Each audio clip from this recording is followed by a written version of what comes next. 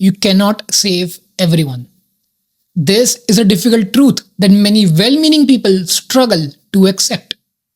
As you listen to this, you might be thinking about someone in your life you have tried to save or help, or perhaps you're thinking about someone who's been trying to save you. Either way, this message applies.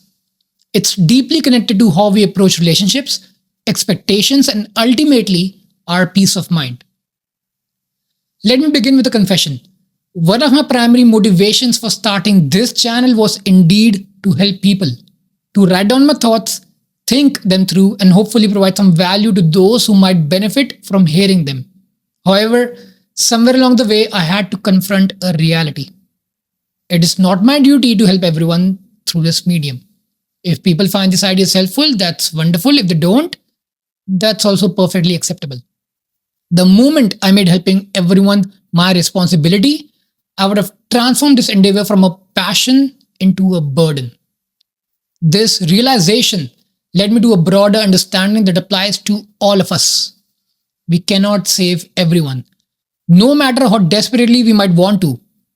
And perhaps more importantly, our attempts to help or save everyone often cause more harm than good, both to ourselves and to the very people we're trying to help. Think about the relationships in your life. Parents trying to save their children from making the same mistakes they made. Children trying to save their aging parents from poor decisions. Friends trying to save friends from bad habits. Romantic partners trying to change each other. The variations are endless, but the underlying dynamic remains the same. One person has appointed themselves as the savior of another. The impulse to save others often comes from a place of genuine love and concern. We see someone we care about making choices that we believe will lead to pain or disappointment, and our natural instinct is to intervene. We see them drowning, metaphorically speaking, and we want to throw them a life preserver. But here's the thing. You can throw someone a life preserver, but you cannot force them to grab it. People must want to be saved. They must want help themselves. Unwanted advice, no matter how well intentioned, is rarely appreciated as we imagine it to be. Instead, it's often experienced as judgment, control, or overstepping personal boundaries. And when our advice is rejected, we feel frustrated, hurt, and sometimes even angry. We think to ourselves, if only they would listen, their life would be so much better.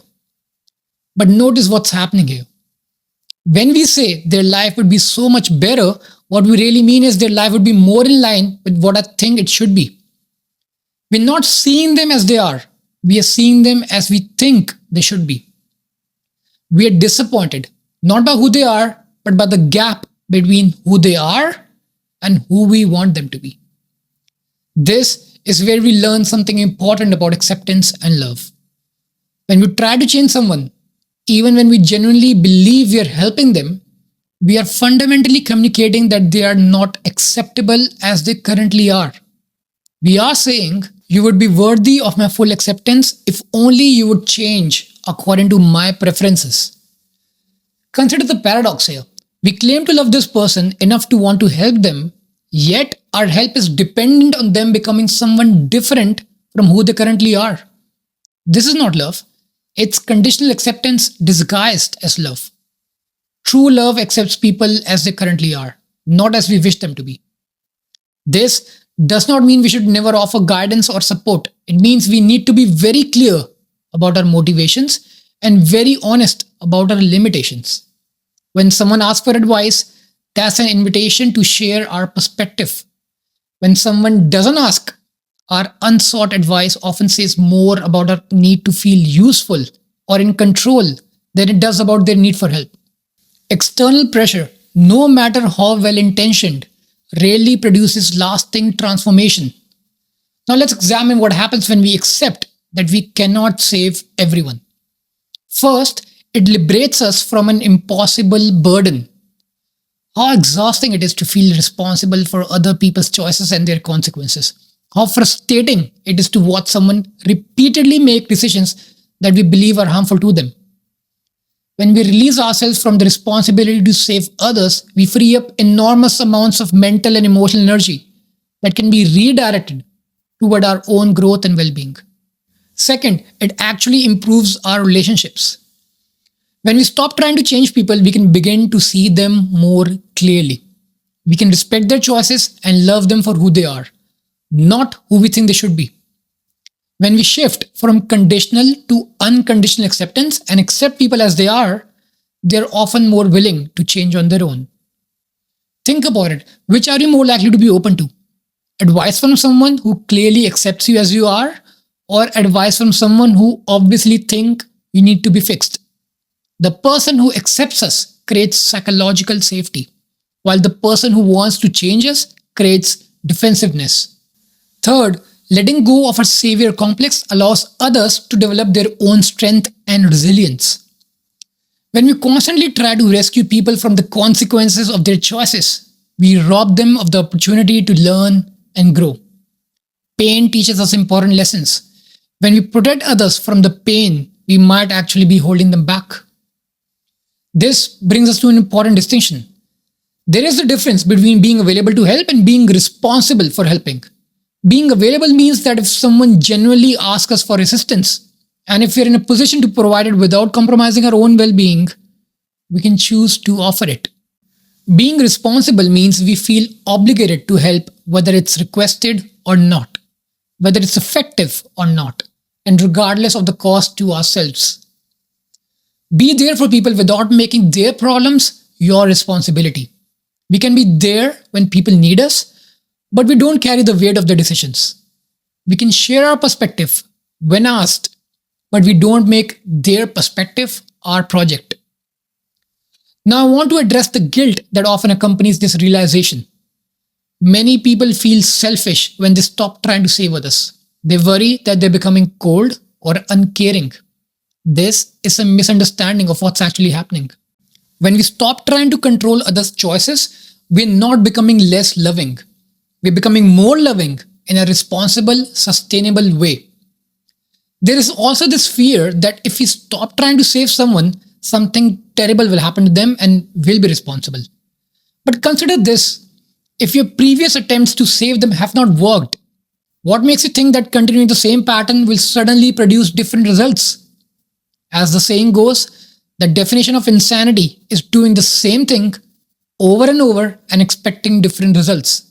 Furthermore, when we take responsibility for someone else's life, we're actually engaging in a form of arrogance. We're assuming that we know what's best for them better than they know what's best for themselves.